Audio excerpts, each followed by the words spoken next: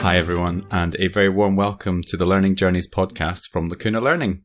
This is Thinking Out Loud, episode 5. In these episodes, I share a short reflection on something that is going on for me right now, or maybe something that's been sparked for me from one of our podcast guests. They are Thinking Out Loud episodes, as they're ideas that are not yet fully formed. I'm kind of working through them. That means there will be tangents, and so I would love it if people get in touch between episodes to kind of share their own reflections and perhaps to help me to put some thoughts together. Before I jump into this Thinking Out Loud episode, I want to thank everyone for listening, subscribing, and buying me a coffee, etc, etc, etc. It is massively appreciated, and I'm always surprised and humbled by the response we've had. I wanted to give a quick shout out to our listeners from across the world. In particular, our new listeners from the Netherlands, as well as the Canadian state of Quebec, and the US states of Alabama and Pennsylvania. I'm obviously at the mercy of podcast analytics, so if I've missed anybody out over the last few months, then please give me a shout, as it'd be great to get to know you all. And if there are people you'd love to hear on the podcast who I might not have heard of from your own country, then feel free to get in touch and suggest them.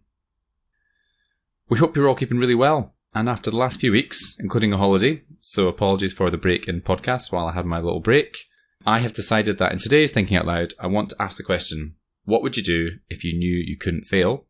Or the improved version of that question from the wonderful Brene Brown, what's worth doing even if you fail? I'm going to share a few points here before I dive in just to help you navigate it, as there are 3 areas I'm going to cover. The first are the responses I got on Twitter when I first asked this question in 2019, and the ripples that have kind of moved on from there for me. The second is me sharing what my big list item was back then, and what it was like when I took it on 10 days ago, and the story is of course included. And the third is asking you how these questions play out in your own personal and professional lives. Okay, here we go. I asked this question a number of years ago on Twitter and got an amazing response which broadly fell into 2 categories. The first was a list of cool stuff people are a bit scared to take on, or things that just feel a bit beyond them right now. And the second was questioning the validity of the question, which probably says more about the kind of people that I hang out with. Both of which were great and kind of to be expected. So here's list 1. Cool stuff people were a bit scared to take on. Liz Birkinshaw, who was on the podcast right at the start. Been pondering this on and off all day. My honest answer is I don't know. Maybe something that means I could be the best therapeutic parent that I could be. Or more selfishly to get a healthy BMI and stay there. Love it. Super honest. Kurt engaged with this question a lot. He said, I just choose to love who you are and the rest will work itself out. That sounds like such a simple thing, but it's probably really hard, isn't it? And then he said, swim that lake. I don't know what that lake was, Kurt, but I want to find out if you swum it yet. My good friend Dusty Miller, ex-Royal Navy, he said, still saying, row the Atlantic, finishing in Falmouth Harbour in Antigua with a tot of rum with the Tot Club. That sounds pretty cool and very like Dusty. Alan Lynn, who was on the podcast right at the start, he just stuck a photo of Everest up. So I presume that's what he was getting on at. Another friend shared something similar when he said, I've come up short so many times in life, but I don't view it as failure. Not attempting is failure for me. But if I knew I'd make it, I'd climb Everest. Interesting.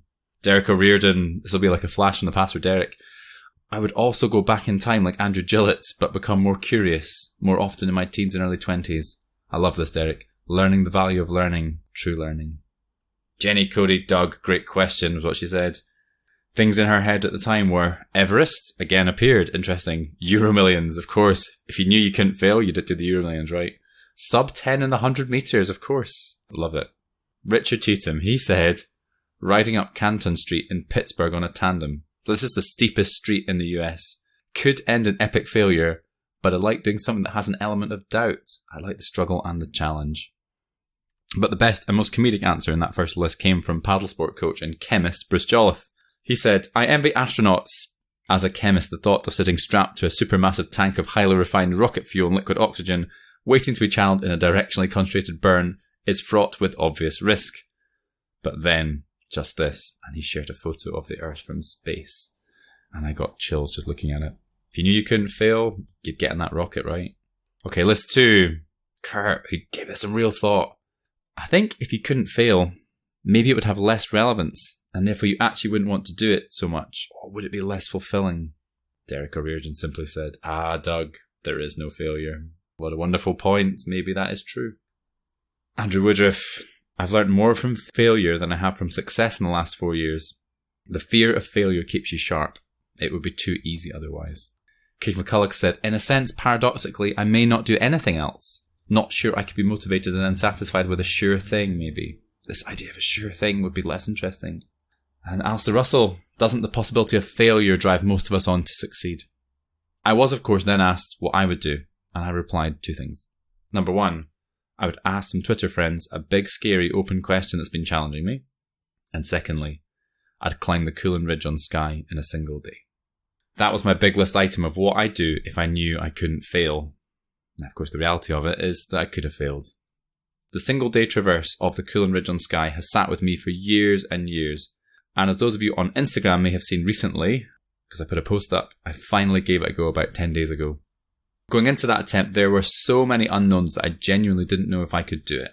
I had prepared as best as I could, but training in my local Edinburgh during a national lockdown wasn't exactly ideal for taking on a huge alpine-style traverse. The weather was always unpredictable, and if we got a weather window, I'd just have to go. I didn't know how well my lungs had healed from pneumonia last year. I was busy working with a young family to prioritise, so all these factors lingered in my mind. There was also the biggest one of all for me. How would I cope with the exposure of having 3,000 feet of air beneath my feet while making tricky climbing moves, often without a rope? In preparing for the ridge, I spoke often with my mountain guide Nathan White about the difference between risk and consequence. The risk of me making a mistake on the kinds of routes we were climbing was actually pretty low, well within my abilities as a climber, rocks really grippy and solid, and I'm fairly experienced in climbing and mountaineering now. But on the other side, the consequences of any mistakes were unthinkable. A single poorly placed foot or hasty move that didn't pay off over the course of literally thousands of moves could only have one consequence. It led me to embracing a very vulnerable thought that may be of value to you. I don't know if this will work. And I wonder how often we say those words to ourselves and our colleagues. The important part though is not that this thought crosses our minds, but what we choose to do with it. My experience and observation would be that more often than not, when we have that thought, we kind of choose to play it safe and we kind of become risk averse just in case it doesn't turn out well. And this then led me to an even more important question, which is how Brene Brown rephrased the original question. What's worth doing even if you fail? I wrestled with this so often in the preparation for the Coolin Ridge on Skye. I suppose I put failure into 2 categories to help me. First of all, the serious one. Failure on the ridge could mean that I seriously injure myself or even kill myself. Anyone who's seen the film Free Solo, featuring Alex Honnold, if you haven't, where have you been? Go and watch it, it's amazing. Will be aware that everyone who took part in the film, including the crew, had to take the time to recognise this as a serious possibility and reconcile this to at least some extent. I had to reconcile this one and decide that if the worst came to the worst, could I satisfy myself that failing to even try, as somebody put it earlier, would be worse than trying and failing. That said, I obviously put a huge amount of time and effort into mitigating the most serious risks, including preparing properly and taking along a guide who knew the ridge well. And then the disappointing ones, not the risk of getting hurt. This was kind of the one I found hardest to get my head around. What if my body broke down and just wasn't strong enough? Or what if the climbing was too hard? I got freaked out by the exposure and I couldn't cope. I spent a lot of time embracing this rather than ignoring it, which meant that when my body started to break down 2/3 or maybe 3/4 way through the traverse, I didn't get into I'm a failure mode. Instead, I owned it. I told Nathan I was struggling and that we'd need to find a way to get through this together.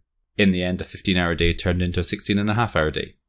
But this could easily have become an 18 or 19-hour day if I hadn't prepared for that possibility. Even if we'd had to bail off the route earlier, I think I'd answer the question of would it be worth doing even if I'd failed.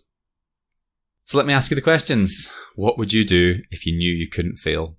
What's worth doing even if you fail? And how often do you ask yourself or hear the words, I don't know if this will work? What does that look like in your professional life? How often do we play it safe because we can't find the resources to be vulnerable and to take an informed risk? I'm kind of thinking a lot right now around how we create environments where people feel safe to share their vulnerable ideas.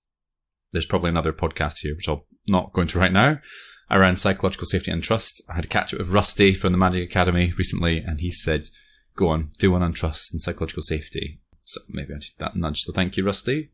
So while the fear of failure might make things more challenging and valuable, I think it'd be great to ask your friends, families and colleagues what they might try if they knew they couldn't fail. Because for me, it taps into that critical question. And this is really the crux of this podcast for me. What is it that's really stopping you from doing something?